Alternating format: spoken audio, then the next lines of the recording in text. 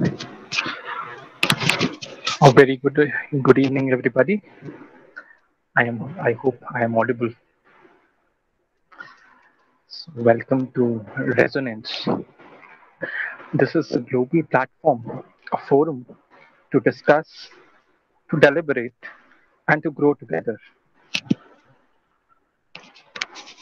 This is the first session of Resonance where we would be discussing psychology and the theory of international relation, illustrations from Russian history.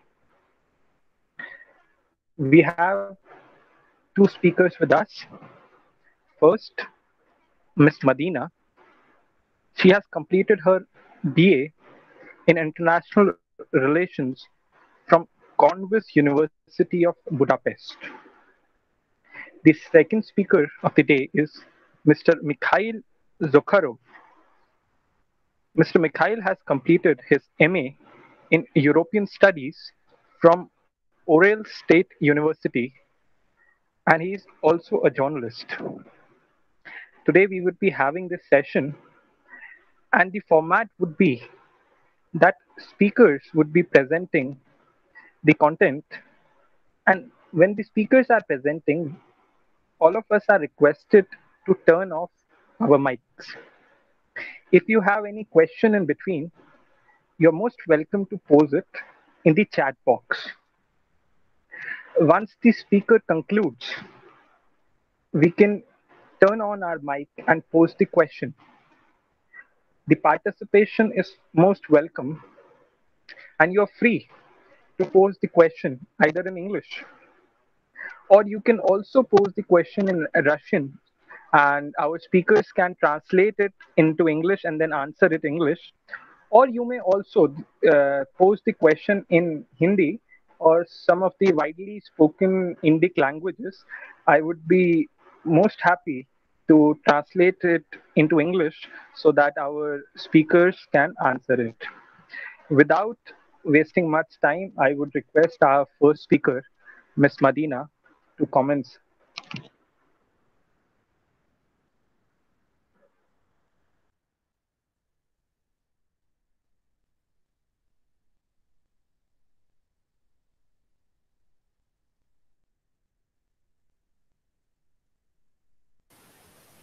Hello, everyone. It's my pleasure to be here and to speak to you today. I hope you all can hear me properly. And if yes, then I begin. Right? You are audible. So, yes. Okay, great. The topic is psychology and international relations theory. And I would like, first of all, to let you know this. Consider this presentation as a guidebook. There will be, we will touch upon quite a number of issues, but I will not be able to go into details on all of them. However, almost on every slide, you have a recommended reading. So in case you want to dig deeper into the issue, later on the presentation will be made available and you will be able to consult all of those links. So to overview briefly the content of today's talk, which is a very optimistic kind of expectation, because I think this is a little bit too much for an online format like this. Nevertheless, to let you know what is my mental scheme on this issue. So we're going to talk about the discipline of international relations. Where does it come from? What kind of stages did it go through? And what schools of thought exist therein? Then we're going to touch upon the concept of science and the social science in particular. Can social sciences be considered sciences in the conventional meaning? Then we are going probably to touch upon the experimental psychology and showcase a little bit what the methods used in social sciences that come very close to those used in natural sciences. Then we're going to talk about the latest theoretical development in international relations theory. And finally, arrive at the scholarship of Robert Jervis, where Mikhail will help me with illustrating some of his hypotheses with the episodes from the Russian history. So international relations, probably not all of you are familiar with this discipline. And what you have to understand is that it is a very young discipline compared to many others, especially if the discipline in question is psychology. Psychology is much older. So international relations is a study of relations between states, or not necessarily just states, also all sorts of political actors there are. So it can be subnational entities, supranational entities. Yeah, we have international organizations. However, supranational entity is not exactly the same as international organizations sometimes. Basically, international relations emerged in the end of the World War I. Prior to that, we had diplomatic history. That was basically a descriptive field, as history is, where every diplomatic occurrence, every episode was treated on a unique case-by-case basis. And we had international law. Mostly it was a law of war. And here I would like to point to the reading I included into this slide, because I think it might be of a great interest to the people who are learned in law.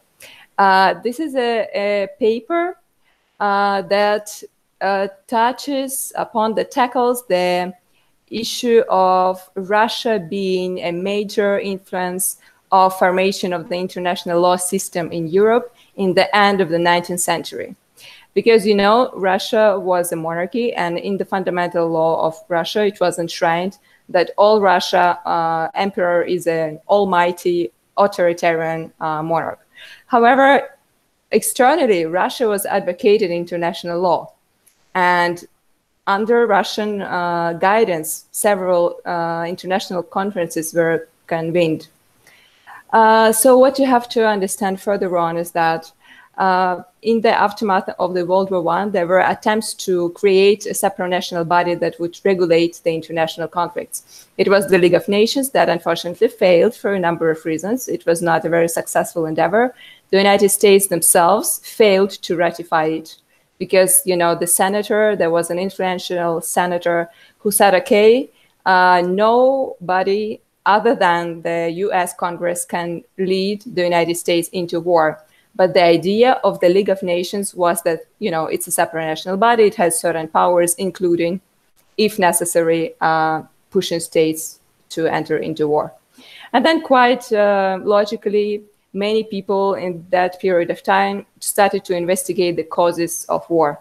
Why does the war happen? Why do we keep fighting for, you know, so many years? It was not the first time this question arose, of course, but on such a global level, because it was such a global war with such disastrous, devastating results. This was the first time in history that this happened.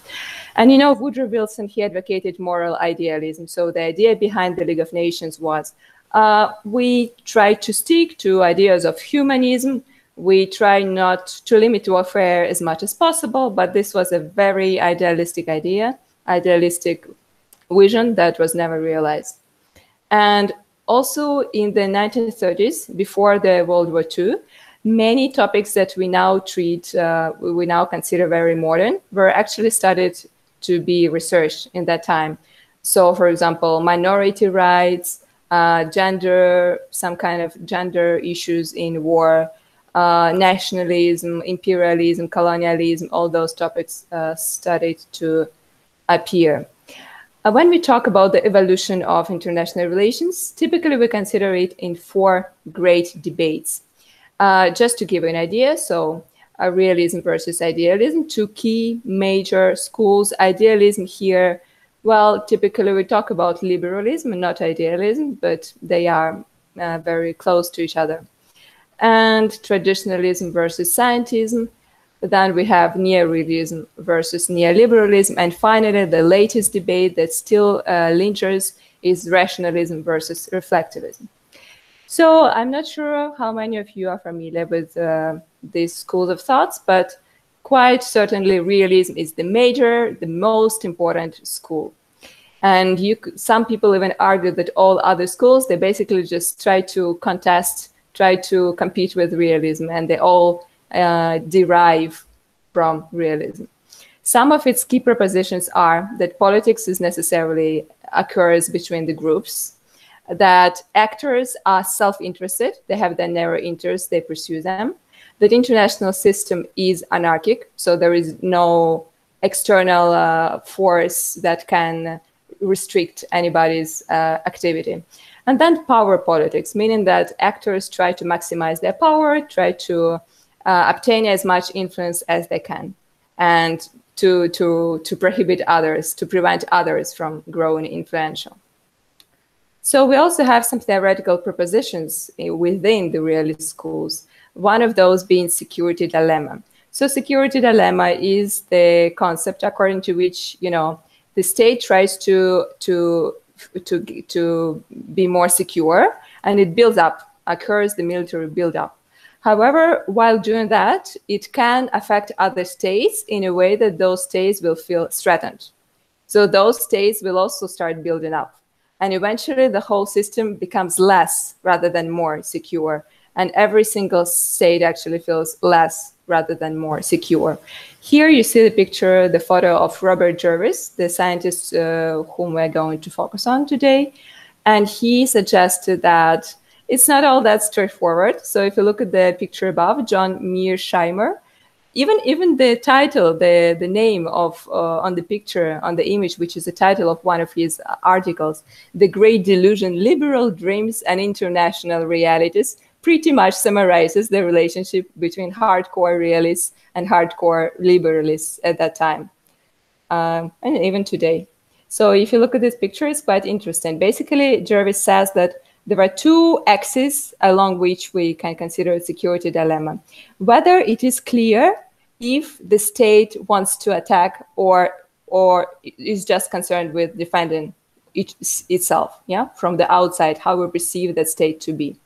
And whether we ourselves find ourselves thinking in terms of offense or defense. So let's say I'm a state that, for example, I feel like I have to attack. I feel insecure. And then other states from the outside, they do not see, they do not understand, they cannot really tell if I build up just to defend myself or to attack. And as you see, this is the left top corner, doubly dangerous situation, right? Because there is no certainty, no trust between the actors, and plus I feel like it's a better idea to attack. Moving on to liberalism. Liberalism, some of its proponents are listed in the first line, and some of its key ideas are so individual freedom comes first, and consequently foreign policy is not the focus of research. It's like an extension of individual freedom. So we have international wars, the state goes to war, and it makes us within a state very much concerned about our domestic political system. However, a very influential proposition is that there exists democratic peace theory. Democracies don't fight wars because, you know, the leaders, the politicians within those democracies worry whether they can be reelected again or not. So they try to proceed, you know, peacefully, not to get kicked out of power. And what we have today, arguably, is a liberal world order, meaning we have international organizations, they structure the international system that limit states' desire to fight, to wage wars, right? Because everyone gets certain benefits from operating within this market-based economic system. However, neoliberal institutionalism, the latest development in liberalism, says that, okay, no, democracies, they can fight, but they tend not to fight each other because they have economic ties. So it's just not a good idea for them to fight. It's not beneficial. So the major difference between the realist and liberalist schools is that realists, they're concerned about absolute gains, yeah, about relative gains, on the contrary. So let's say I want to be powerful than the other state. I want to feel more secure and I want to expand. Whereas in liberalism, what matters to me is how much I can get. For example, in the economic relationship with the other state, do I get more than I have at this point in time? Okay, rational cooperation. So basically both realists and liberalists, they are rational. They say the states weight the options and decide whether it's rational to cooperate or not. But for realists, it's always not rational to cooperate. Whereas liberalists, they say, okay, under some circumstances, it actually is a good idea to cooperate. Now we come to the field of psychology, because I want to bridge those two fields, as you can tell from the beginning. And clearly, psychology also at its onset originates from philosophy. We had certain, I'm sorry, I'm going to turn off for a while. So we had Aristotle, we had Plato, we had certain theories of mind. And then we finally arrived at experimental psychology. There is a lot of talk about Freud. However, the actual father of psychology is considered to be Wilhelm Wundt. He founded the first ever psychological laboratory where he was conducting real life.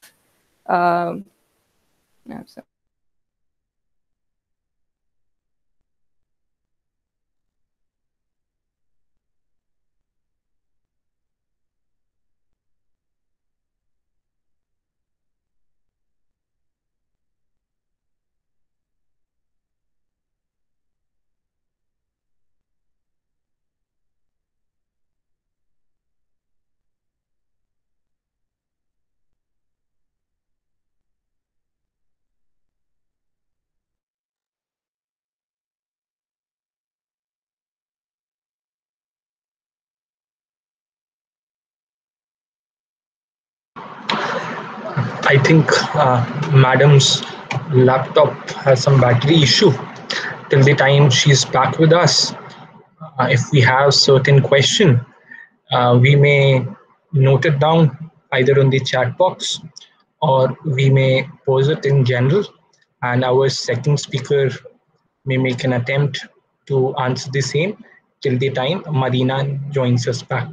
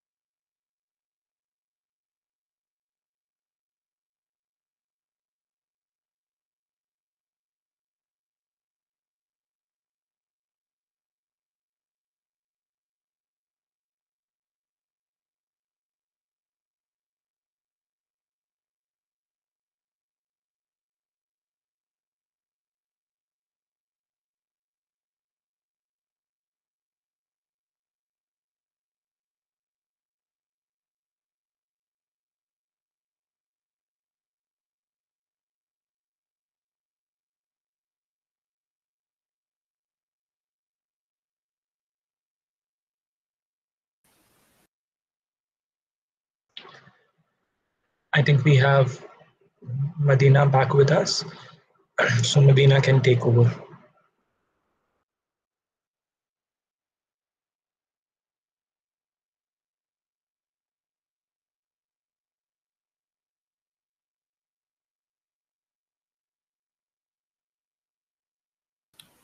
There was a little technical issue. I think it always happens when you just start conducting events like this. So it's pretty normal. I hope you don't feel lost in the amount of information that you were given by now. So wait a minute until the presentation loads back. I was talking about the Wilhelm Wundt and his experimental psychology.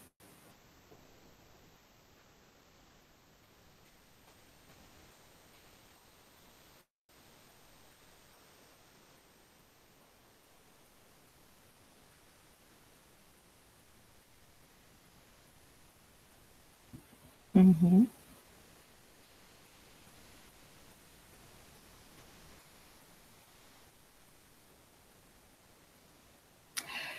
So already at the time when Freud was so influential, there was an attempt to bridge, to incorporate, to apply the methods of, or the ideas of then that time psychology onto the study of international relations. And not surprisingly, it was first done in the United States.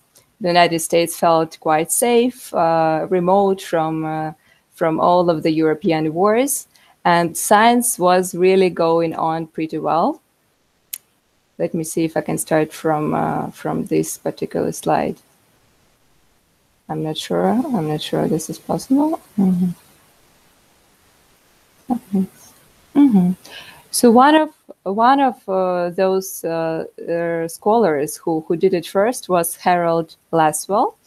As you see, for example, from the titles of his works, you have psychopathology and politics. Yeah, you have, for example, world politics and personal insecurity. So actually, his approach was maybe over psychologizing international relations. Perhaps he was actually exaggerating the role of personality and the personal traumas in world politics. But so did Freud. Freud also exaggerated certain things. Going back to this slide, you see that after experimental psychology, we had this behaviorist period. What is behaviorism? Behaviorism was an attempt to apply to define psychology in very strict natural science terms. So you see, unlike philosophy of mind that pretty much emphasized the importance of perception, the importance of consciousness, albeit this was a sphere that was really hard to investigate in any way. It was more on a metaphorical, metaphysical level. Watson was the person who suggested that, okay, we can only look at the outside events. Yeah, so we can only look how the person reacts towards something, how the person, what sort of reflexes exist. And then there was another person, Skinner, who is the most famous behaviorist, and he took it a step further. So he said, okay, these are not just the reflexes, not just impulses. We acknowledge that there might be some learning, that a person can learn, and the way he or she reacts changes based on the experiences he goes through. But anyway, there is still no mind, no consciousness. We do not see that. Therefore, we cannot talk about that, right? So this is a very positivistic outlook.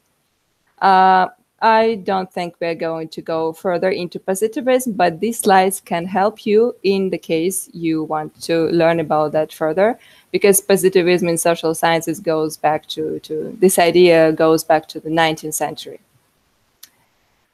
So, cognitive revolution. This is a very interesting situation. So, in the 1950s, behaviorism was still strong. However, in the late 1950s, there were several sciences that argued that thinking cannot be understood in terms of representational structures. So in that time, there was, the first computers appeared, the artificial intelligence, there was the cybernetics, this field.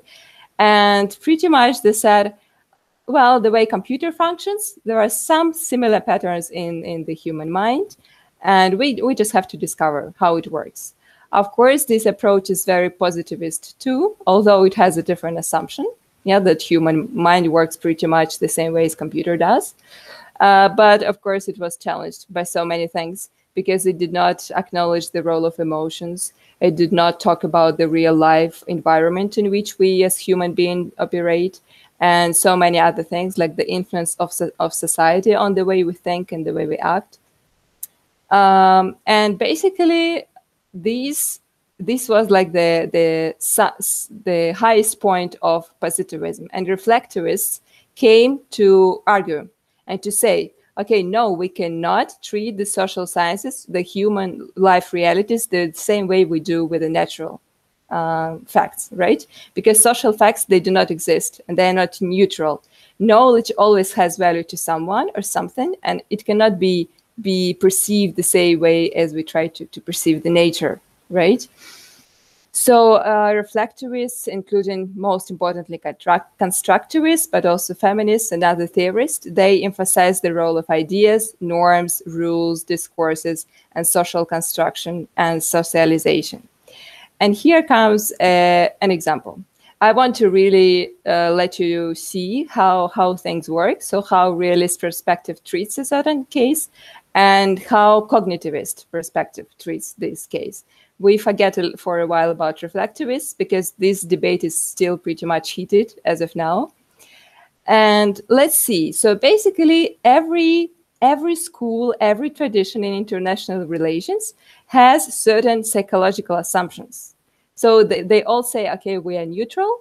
We just describe the system, even though you may have noticed that it's very reactionary, right? So some kind of event happens in international history, and the theory tries to basically adjust, to adapt to what is happening. But generally, really say the states are deeply suspicious. They always, they always predict that they will be attacked. They always consider worst case scenarios. And this is kind of based on expected utility theory, that every state tries to maximize its security or its power, depending on whether it's a defensive camp or offensive camp. Because defensive realists say that states, at some point, they can become satisfied. At some point, the states will no longer want to expand and to conquer someone. They will say, okay, let's keep things the way they are. These are called status quo powers. Whereas offensive realists, they say, actually states, they always want to grow further, to expand further. They want to be hegemonic. And they can never be satisfied before that. But let's take a novel development. Let's take these two cool American scientists. One of them actually got a Nobel Prize in economics in 2002. It was Kahneman. They developed prospect theory. So basically, it's of a great use. It really comes in handy for refining international relations theories, because it specifies the conditions under which states indeed behave the way that realists assume they do. Yeah. So states, how can you just kind of look at the reality, look at the history, and basically you assume that the state always went to war because of their inherent features. Yeah. So for example, human nature, also Thomas Hobbes or some other old-time philosophers, they said that humans are inherently aggressive. Yeah. Or Freud also exacerbated this belief. So Kahneman and Tversky, they said, so states do behave this way, but under certain conditions. So one of them being that they are not in peace with their losses, recent losses. For example, if you take the case of Germany, that lost the First World War, that did not have any colonies, that felt quite dissatisfied. And they underrate the subjective probabilities of failure. You can always look at the situation and see, do I want to take risk or do I not want to take risk? And they look at the probability of failure and they underrate it. So they say, okay, most likely I will not fail. Most likely I will succeed. And then indeed they are eager to go to war. Yeah.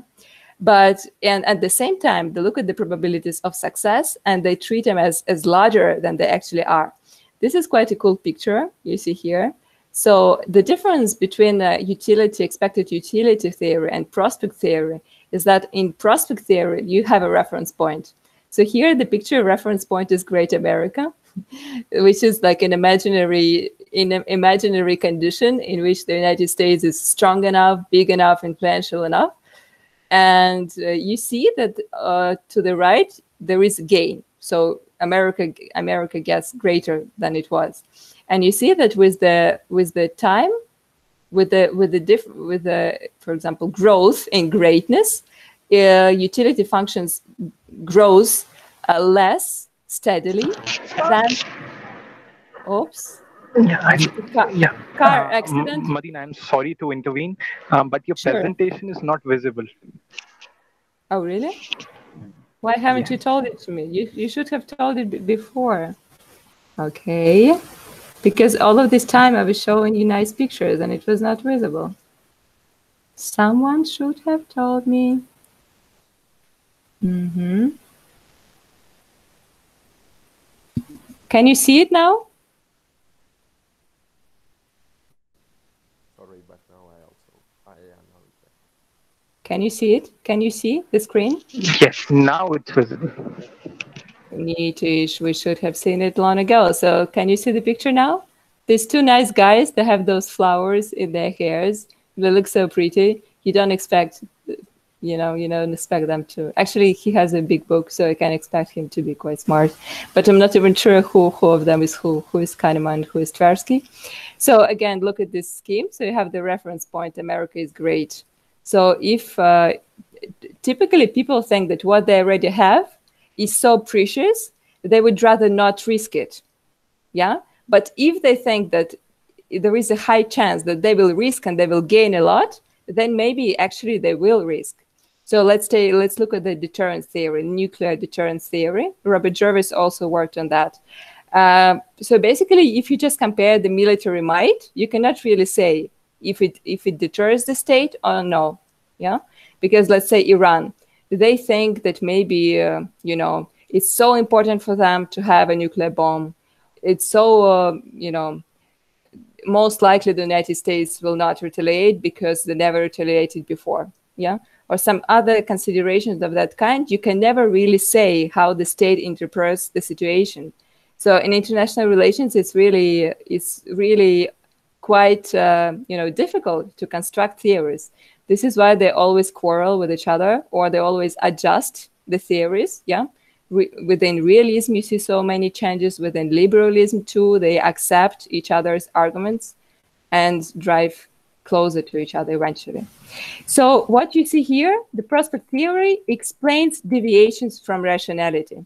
It says that, people are not always rational. They have some underlying perceptions, underlying kind of considerations. And actually the amount of cognitive bias there are in humans is such that you see, for example, this scheme, it has more than 200 biases. They all are grouped depending on their cause. So, for example, some of them have to do with the fact that our memory is limited. We cannot process a lot of information. Others have to do with the fact that we have to act fast. So we try to shortcut. We try to do something faster, not analyze a huge amount of data, but just arrive at the conclusion faster. And some other things, for example, not enough meaning. We want to feel like what we do is important and it has some meaning. So bounded rationality, behavioral economics that explains why people make certain choices, very much draw on the investigation of cognitive and other kind of biases. I think that now we're going to already arrive at Robert Jervis and his work step by step. All of what you see now at the slide, I think it's a kind of a very specific sort of information. So in case you get interested, you can pretty much dive deeper into those articles I provided yourself and see how such theory, such approach as foreign policy analysis came into being, right? So in the late 1960s, there was a work on elite perceptions and choice in foreign theory. Snyder, among other scholars, argued that we have to look first and foremost at how the elites of the country regard the national interests and what kind of domestic context they operate in, and whether the information is transparent and whether the communication is efficient. And from that, we can pretty much infer the way foreign policy is conducted.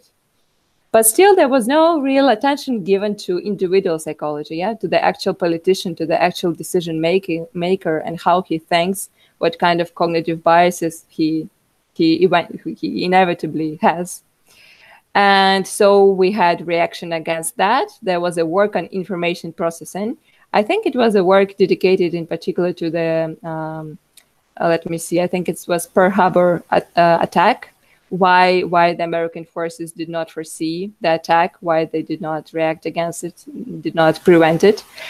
And it was she actually, she argued that there was too much data available. So they could not really understand that, typically you would expect that there is not enough information. This is why you don't predict an event. But in this case, it was the other way around. There were too much data, and some of the data was quite, contradictory. And there was another guy who studied, I think he actually studied the beliefs of Soviet leaders. So you have certain idea of how international system works. on what kind of actors there are, on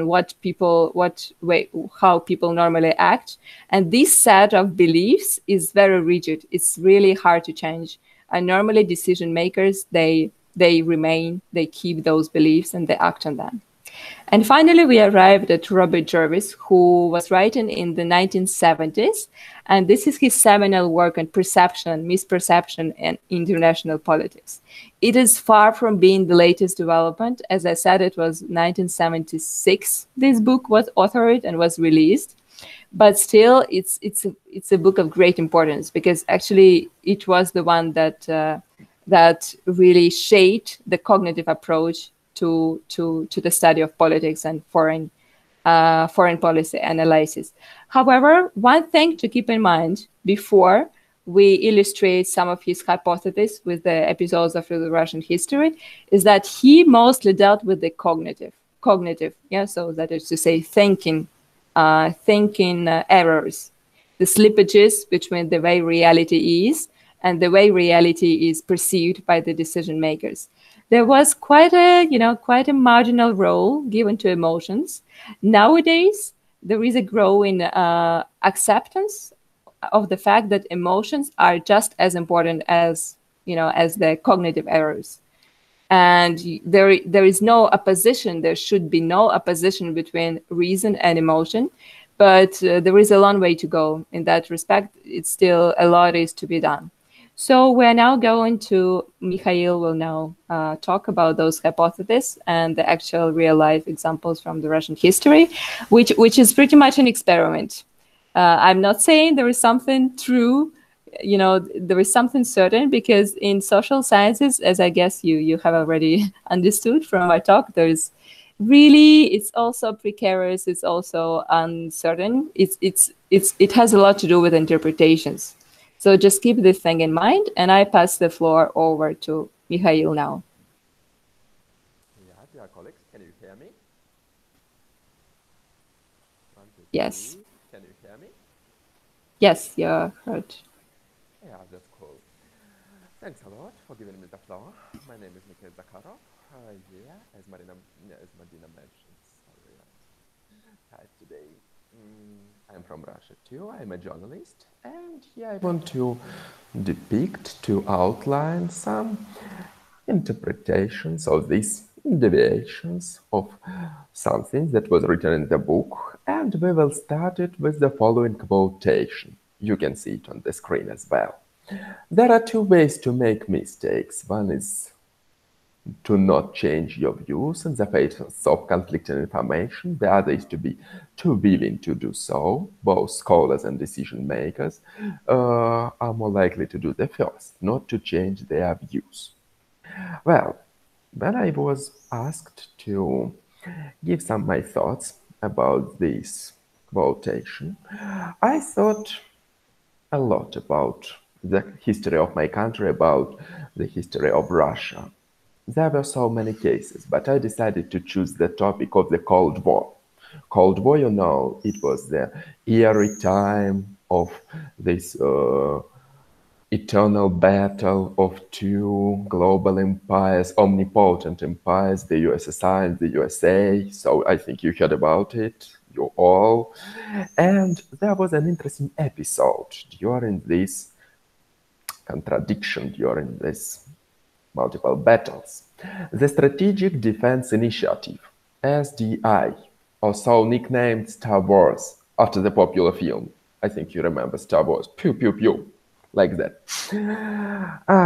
That was a plan to create a system using satellites somewhere in space to shoot down any missiles, any Soviet missiles, because it was created by the USA. All the missiles that might be launched by the USSR against the USA. This plan, had it been initiated, would have swung the nuclear balance strongly in the USA's favor. But the Soviet Union's economy was struggling, and the cost of matching such a program was too high. Many people in the USSR thought it was a kind of a fib. It was a kind of a trickery, and They said the Americans only claim. It's not real. It's a kind of their global fake. But however, it did not stop the rulers of the USSR from these investments because they considered the USA as the eternal enemy that is ready for every sin, that is the devil. And unfortunately for the USSR, it was a kind of the final straw breaker. After taking up the gauntlet, it became understandable that the USSR could no longer afford to keep up with America in the arms race. The budget was too big. But no, the thoughts about the budget beforehand has stopped nobody. It was the power of this mistake, the power of this perception or misperception. Any questions, dear colleagues? Okay. And I understand you are dreaming more about a cup of tea or something like that, but not about me. But please listen to me for 10 minutes, not more, and I promise I will try to make it even more interesting. If the sender of a message has something different on his mind, the evoked set, so-called, than the receiver does, misunderstanding is likely. Okay, guys, who can say, who heard about NATO? You know, the military union in Europe. Who heard about NATO? Could you raise your hands like that? Could you write something in chat? Who heard about NATO? You see its symbol in the picture. Nobody. Alicia, you also don't know about NATO? Okay. Facepalm. She does. She does. She does. I believe she does. You don't have to ask. I know. I will answer for her. Okay, I see her message, and now I'm really proud of this auditory. So, speaking about this concept, the great example of this idea is the attitude of Russia and the USSR towards NATO military exercises and vice versa. Despite proclaiming predictability and transparency in military activities, misunderstanding on both sides is obvious when they always blame their counterpart in raising tensions and undermining trust. Alicia knows it because Belarus is somewhere in the middle between NATO and Russia. And every time in Belarus I see some articles about these tensions. And yeah, for a long time, both sides have accused each other of a series of threats and hostile actions. But every side speaks about predictability and transparency about yourself. That is a kind of the evoked set, I consider, because I write a lot about it. Questions? Nope? Okay, let's move on. We are closer and closer to our desired cup of tea. After my speech, could you change the slide? Madina, please. Yeah, thanks a lot. Number 3. The more time I spend drawing up to a plan, the more clear it is to me. So I will assume it is equally clear to you, making misperception on your part even more likely. Well, in our history, there were lots of cases of that kind. But we are speaking about the Cold War. Let's have a little fairy tale, a good story, not a fairy tale, it was in real life, about it in the times just before the fall of the Berlin Wall. You remember, the Berlin was divided into 2 parts, so we had the Berlin Wall in the middle of this city, and so on. We had the Berlin Wall, and we had Mr. Schwabowski, the party boss in East Berlin. He was a member of Communist Party, and it was at the very end of the Cold War. And he had the task of announcing some new regulations. All people thought about something new, you know, it was very close to the decline and to the decay of the USSR. And this Mr. had not been involved in the discussions about the new regulations, about this wall, how to get onto another side, and so on. He had not been fully updated. But his bosses wrote a very long plan about how to open this wall for people to come from the Eastern Germany to Western Germany and vice versa. And shortly before a press conference, it was on the 9th of November, 1989, he was handed a note announcing the changes. He was a speaker. But given not for... sorry, can you hear me? Yeah, that's cool. These regulations had only been completed a few hours earlier and were to take effect the following day, so as to allow time to inform the border guards. But I remind you, he knew nothing about it. But the starting time delay was not communicated to Swabowski. At the end of the press conference, this communist, read out loud the note he had been given. A reporter, a journalist, asked when the regulations would take effect. After a few seconds hesitation, we remember that he knew nothing. Mr. Swabowski replied, as far as I know, it takes effect immediately, without delay. And the news was broadcast there as well simultaneously. After hearing the broadcast, East Germans began gathering at the wall at 6 checkpoints between East and West Berlin, you remember it was divided, demanding that border guards immediately open the gates, and all the previous plans were broken.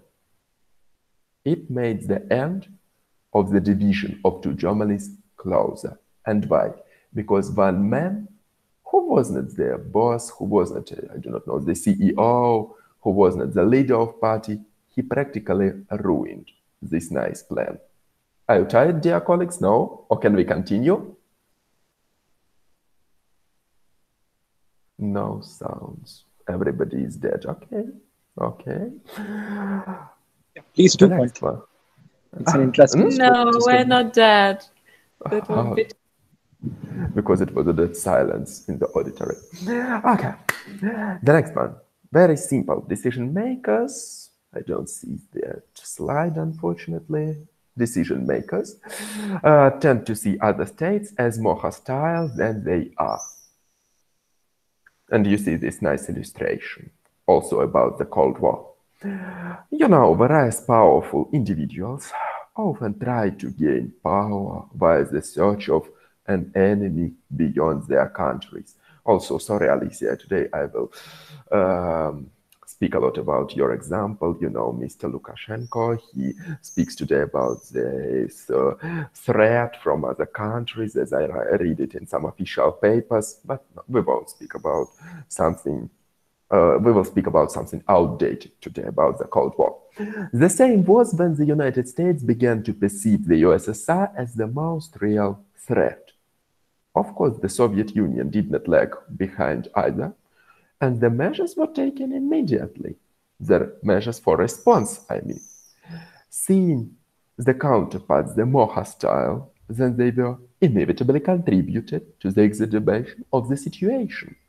It changed everything because, in fact, at the very beginning of the Cold War, they were not enemies, they were counterparts. Of course, they were competitors even. It was a rivalry, between them, but not this kind of enemies. But step by step, seeing the counterpart more hostile than it in fact was, it led to this situation that we see in 1970s, for example. And it was very dangerous for the whole world, for India too as well, not only for the USSR and the USA. Yeah, I think you can just mention the very name of this crisis, because when you see Khrushchev and Kennedy, you immediately think of the Cuban Missile Crisis, right?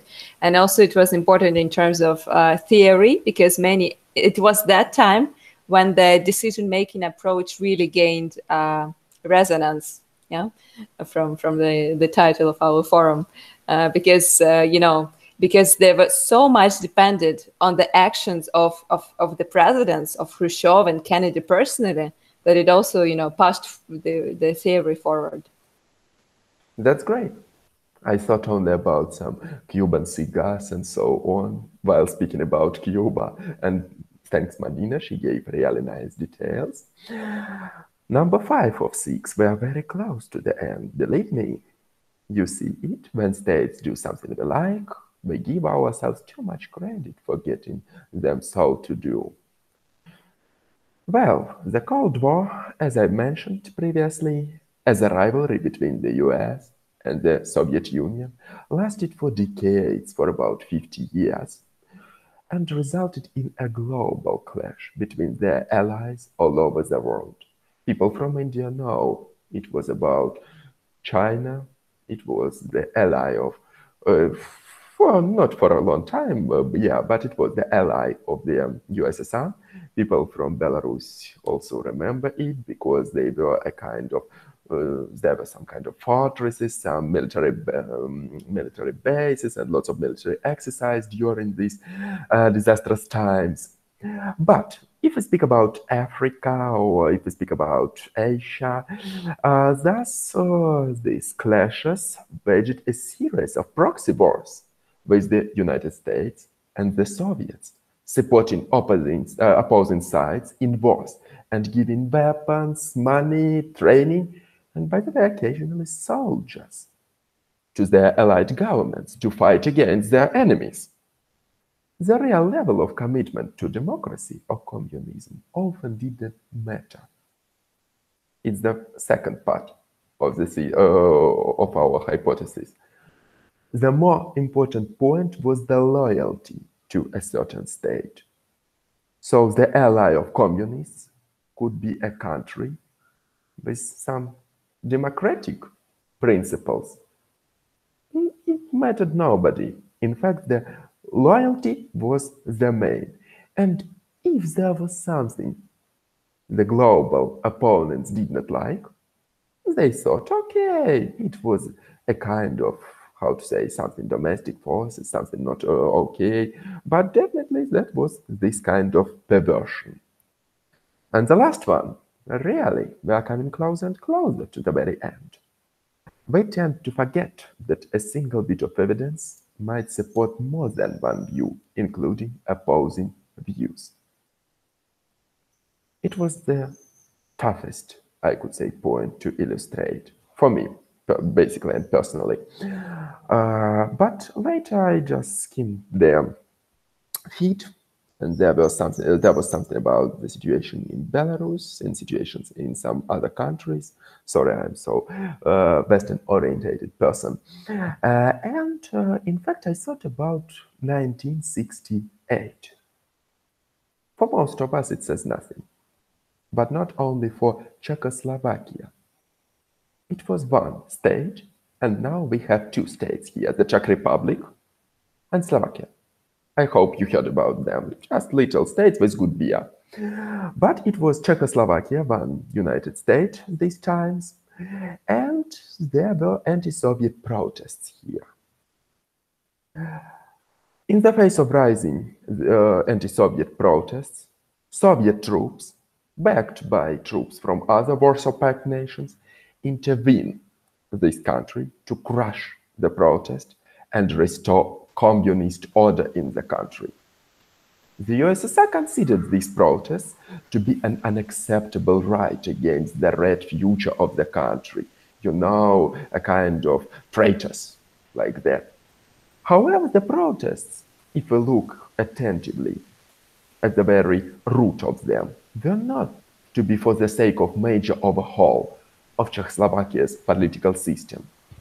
People only wanted more tolerance for the free exchange of ideas and open discussion in the country. In fact, they were not against communists, and their protests were not against the USSR in many cases. Nevertheless, the strict intervention of the USSR troops was caused by the shock of communist leaders. And we remember, the mind of many political leaders is very rigid. It was the shock.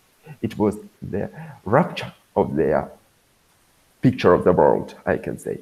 And so, yeah, it was caused by the wish to bring one of its communist allies, Czechoslovakia, I mean, interline in one plain line with the USSR policies, regardless of the real needs of allies. Nobody thought about their real needs. And I hope you think a lot about these examples and ready to ask me some questions or to give at least some pieces of your feedback. Thanks a lot for your attention. Just a little comment here. I think another hypothesis that can be applied to this particular case is the evoked set that we mentioned earlier, right? So something happens in Prague. This is the so-called Prague Spring. You see the people here on the square. They're mostly students. It was a student movement, not only actually in Czechoslovakia, but also in some other European countries. And basically, the Soviet leaders, the first thing they thought about was that their power will be undermined. Yeah, so it's also kind of an issue of evoked set. Whereas maybe the protests, they thought, okay, we want to change the system a little bit, liberalize it a little bit. But on the Soviet side, the first thing they thought about was, okay, we will be kicked out of power. Yeah, so again, it's a good example that those hypotheses, that they very much coexist and they very much go together. Thank you, Madina. Thank you. So both the speakers conducted their session very well. Just to sum up the whole thing, we started with from the very scratch. Madina beautifully explaining, starting as to whether it's a science or not, and the evolution of both the concepts. And then she dealt with realism, liberalism, and then she moved on to cognitive psychology, very interesting term which she used, cognitive evolution. Then she discussed something called statehood and hegemonies, and she dealt it with in a whole spectrum of things. And then she presented one very beautiful diagram with 200 biases, and how intricately it works, the cognition works. In fact, I would like to take that picture from Madina after the session. And I have it in my bedroom, you know. I actually printed it out. I have a huge poster on my wall with all of those biases. Just come by and read a little bit. Another bias for today. And then she dealt with one work that was by Robert Jervis, where he deals about perception and misperception in international relations. And our second speaker, Mr. Mikhail, took over from that. And then he started with the strategic defense initiative, and in a very well-articulated manner, he dealt with this topic, and in a very beautiful voice, a very strong voice, and engaging voice, so that others are also engaged in the presentation. And he also dealt with certain examples, starting with the Star Wars itself, and then he started with NATO. There was beautiful diagrams and maps and world leaders being there, and he tried to connect with the concept of the international relation vis-a-vis psychology, and he dealt with the anecdote of the falling of the Berlin Wall. Then he says that how decision makers are believe that the other counterparts are more hostile than actually they are. Then he showed one map. In fact, this was one map with which I had some question, because this map had divided the world into two. So one was the USA influenced world, and another side was the USSR dominated world. But from 1960s onwards, in fact, mid 50s to 60s, there was another movement which was going on. That was the non-aligned movement. So not the whole world was divided into two different spheres. In fact, there was the third front also which was going on. So I would like Mr. Mikhail to put some light on it as to what are his views about the third front or the non-aligned movement which was getting involved. And India was also a party to it. So Pandit Jawaharlal Nehru, who was the first Prime Minister of India, he was one of the founding members of non-aligned movement. And beautifully he concluded his presentation. So we had a very constructive session. If anybody has some question, the platform is open, and if Mr. Mikhail can put some light on the non-aligned movement.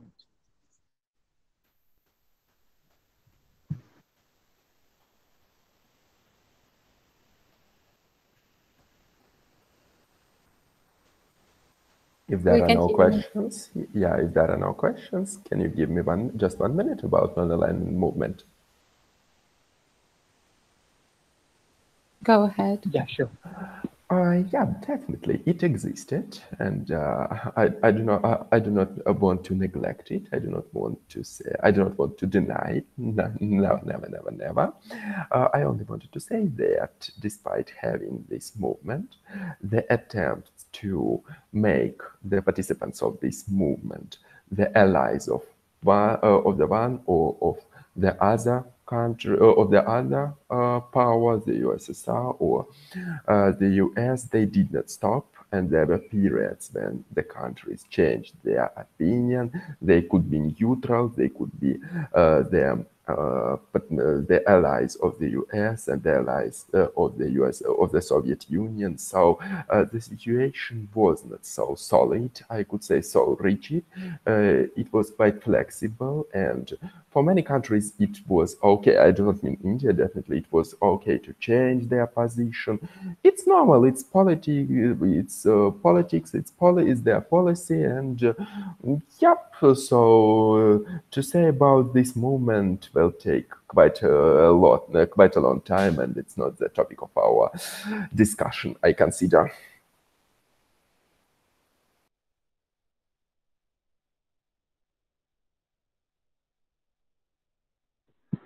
Thank you. So if there is some other question, our speakers would be more than happy to take those questions. Otherwise, we had a constructive evening today, and we can call it off.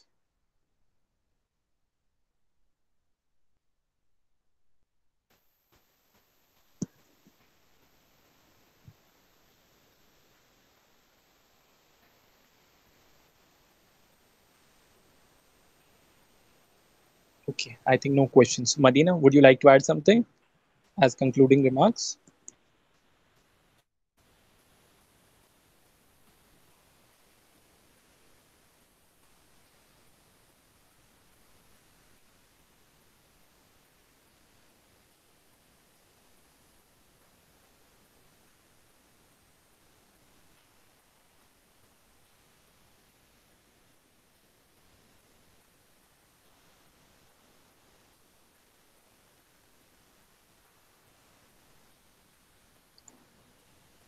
Thank you, everybody. Thank you for joining. We had a constructive evening. Hope to see you soon for the next session. Thank you. Thanks a lot. Bye. Bye.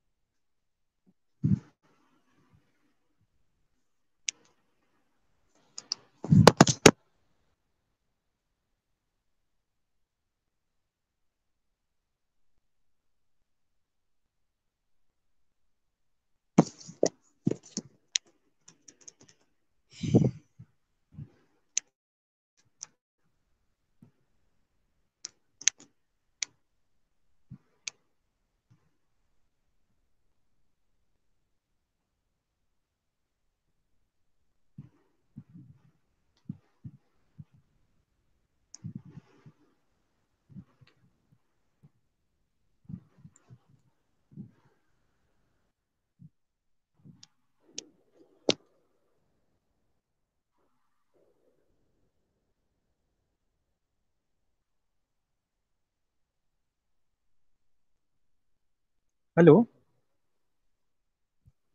हाँ जी Hrithik. Hello. Hello.